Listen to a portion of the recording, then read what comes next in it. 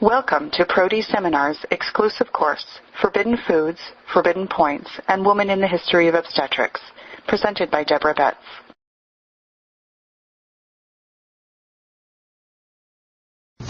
So in terms of clinical practice, my practice is not, I do not offer to go out to labours. So I've never done this. I've built a practice around treating women as part of a 9 to 5 clinical practice, equipping them with tools like acupressure for themselves to use in labour rather than going to births. I do go to births for friends and sort of some people, but it's not something I offer women. I had big problems with it when I started practice, one being that I had a very lively 2-year-old and I really could not work out how it would work, because he wasn't the sort of child I could sit in front of a stranger's TV and say, look, you watch Thomas the Tank Engine for 20 minutes and me disappear out of the room. It would just be chaos. So that was one aspect, and I would have been able to do it at night, but I felt very reluctant to offer women something and then take it away from them. So I built a practice around doing acupressure, which we're going to look at this afternoon, and being there in normal hours. I do home visits for morning sickness or nausea during pregnancy, but apart from that it's just normal clinical practice. So the question for me really is, why is this not a booming, well-known, integrated form of care?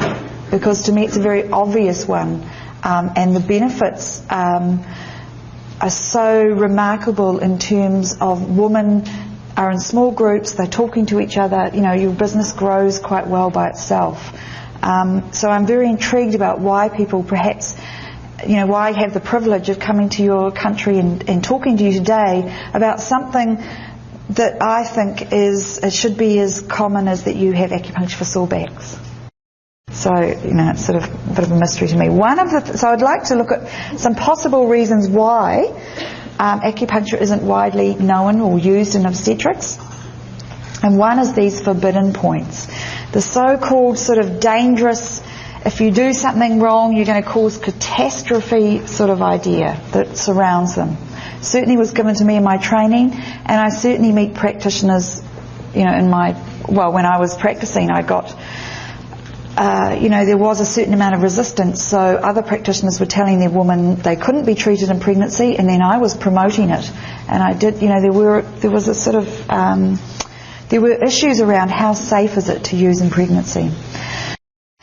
So one of the things is that there's a fairly standard set of forbidden points, and these appear in all the textbooks, the historical textbooks, the more modern textbooks, and these are the points that we're all familiar with. And the reason that they are termed forbidden is because they have powerful effects during labour or to initiate labour.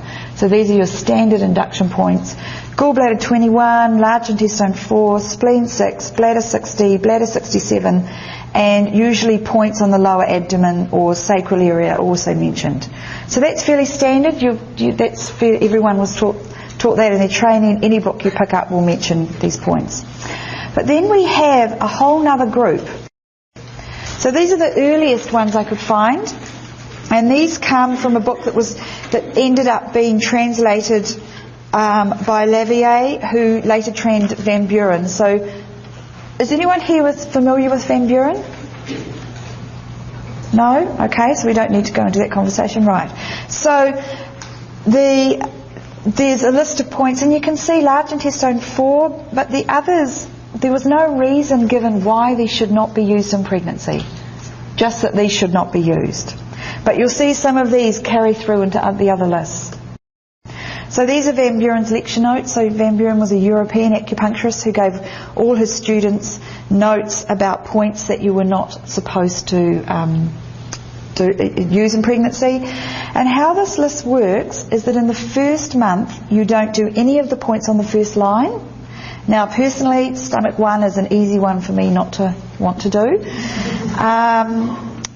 So that's not really an issue, but you don't do any of the ones on the first line, and then throughout the rest of the pregnancy you do not touch those points.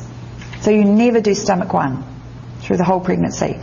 Now that's may not be too much of an issue, but once we get to the the 4th month, you can see that pericardium 6 is there.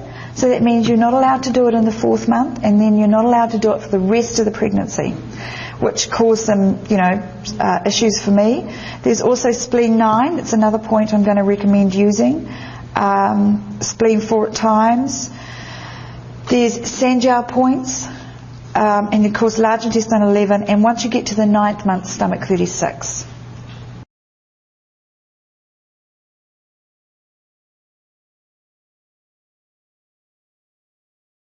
Thank you for taking Pro-D Seminar's online course.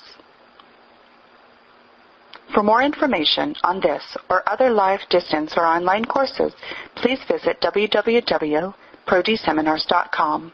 That's www.prodseminars.com.